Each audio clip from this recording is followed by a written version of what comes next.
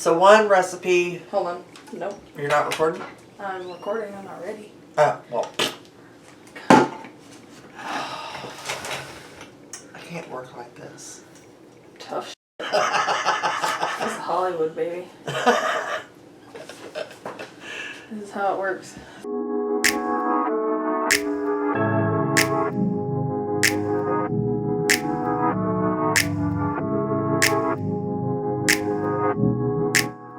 Hey y'all, I'm Jazz, also known as the purple-haired granny. Welcome to my messy, chaotic urban garden. Join me as I work to transform my neglected house and yard into a beautiful, thriving space.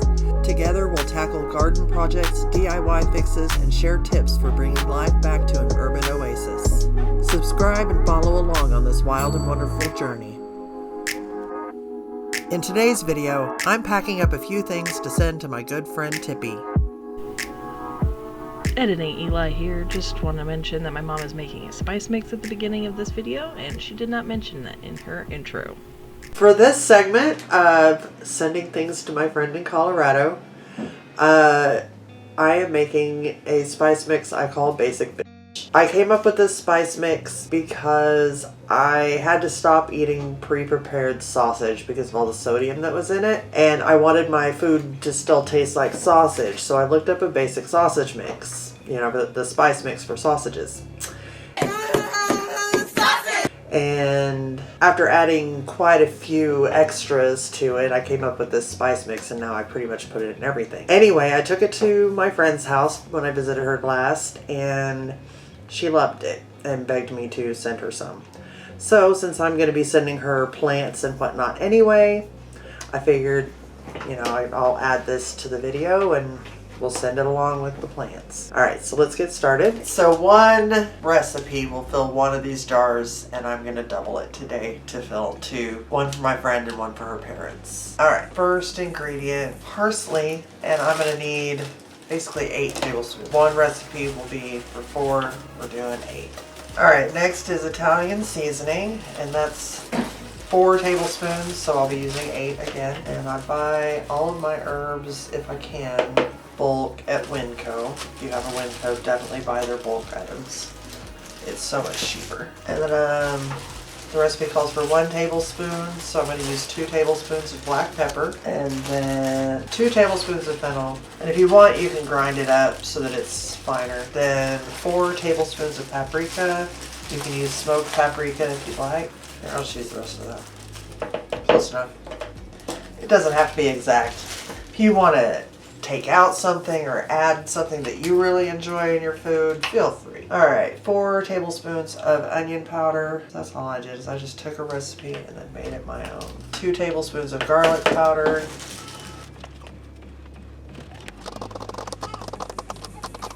4 tablespoons of rosemary. 4 tablespoons of thyme. 2 tablespoons of sage. Alright, if you got your own stuff preserved, that'd be even better, I bet.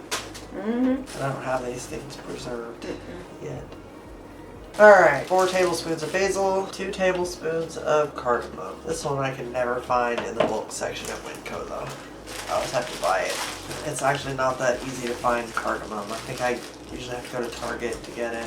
Oh yeah, it's kind of hard to find cardamom sometimes. So if you have to leave it out, it's no huge loss. Okay, then oregano, 4 tablespoons. And if you'd like, you can add salt. I don't, because I need to have better control over my sodium, but you can always add salt if you like. And you just mix it up. The garlic's a little chalky. She's waving this at me, so I guess I'm using this. I'm going to fill these jars up.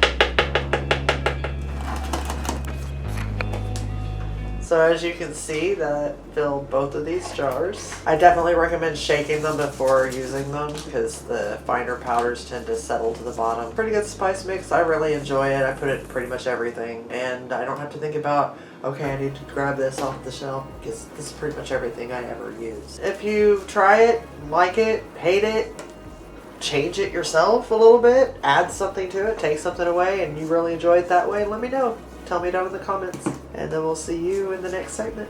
My friend Tippy sent me a few jade cuttings and an aloe pup. So in return, I'm sending her some succulent cuttings and a pothos cutting and some of my basic, my spice mix that we did together.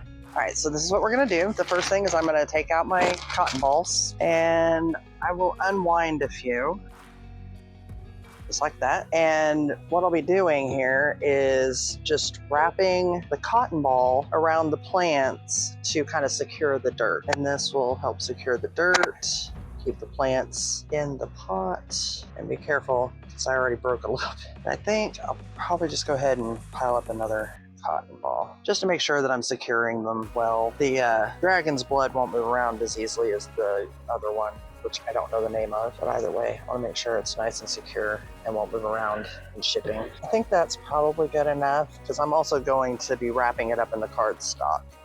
So I'll do the same thing with the pothos to secure the dirt. These cotton balls are really easy to unroll when you can find the end.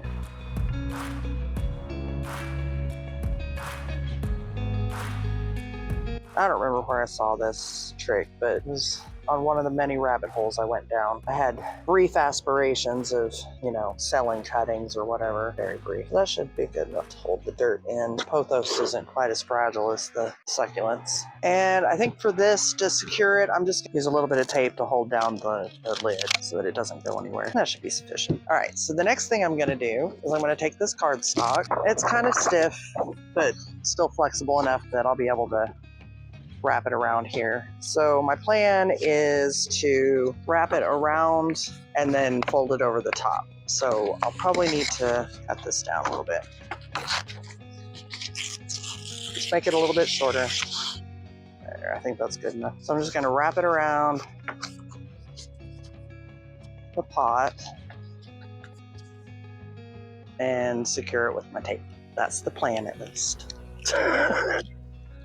A little harder one-handed than I thought. Okay, so I'm gonna put this down for a second, get my tape ready. That should be enough for now. All right, try that again. Wrap this around.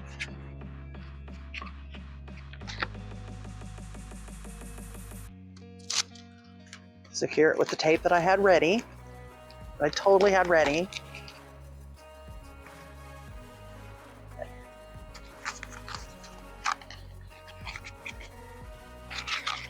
I'm just gonna fold a little bit underneath just to kind of keep the plant from falling down. And then I'm gonna fold it over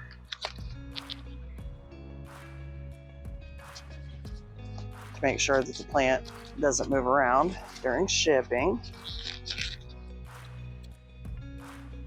And secure it with the tape that I totally had ready in advance. Hopefully that'll keep it from moving around too much during shipping and shocking the plants. And now to do the same thing with the pothos. Actually get the tape ready in advance. Okay, so same concept, just gonna wrap it around, make sure to keep the plant inside of it, not getting stuck in between. Oh, and real quick, I did make sure that this hasn't been watered in a while, so it's nice and light to reduce costs during shipping. So she'll need to repot it as soon as she gets it. Same thing, just gonna tuck it under. And this is stiff enough that I don't need to tape the underneath, it should stay. And since there's a bit of a gap here, I'm gonna go ahead and reuse the remainder of that and kind of fill in that gap a little bit. Glad I got 3 pieces of tape out. And then the same as with the succulents, I'm just gonna fold this over, making sure not to catch the leaves as I fold them. and secure it with a bit of tape. And we'll give it another good piece of tape. It's not as small as the succulents. Okay, I think that's pretty secure. All right, now to pack them up. All right, so for this part, get yourself a box. And since this box is so large, I'm probably gonna go ahead and tape the plants to the inside of the box to help keep them from jostling around so much. And then I'll just fill in the gap with tissue paper and Walmart bags. All right, getting out the tape, and I've already lost the end.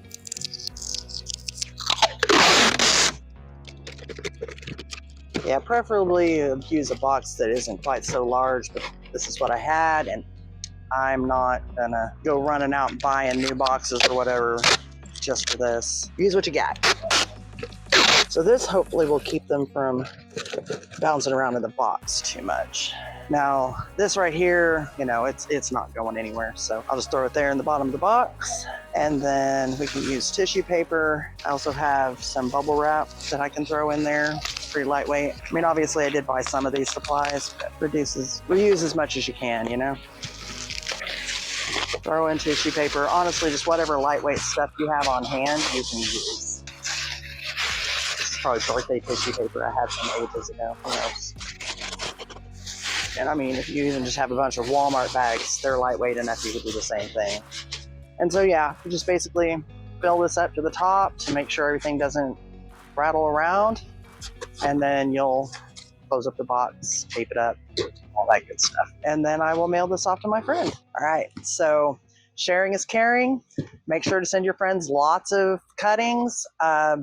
Be extra sure to secure your plants so they don't get shocked in the mailing process. I hope you enjoyed this video. Please like, comment, subscribe, and we'll see you in the next one.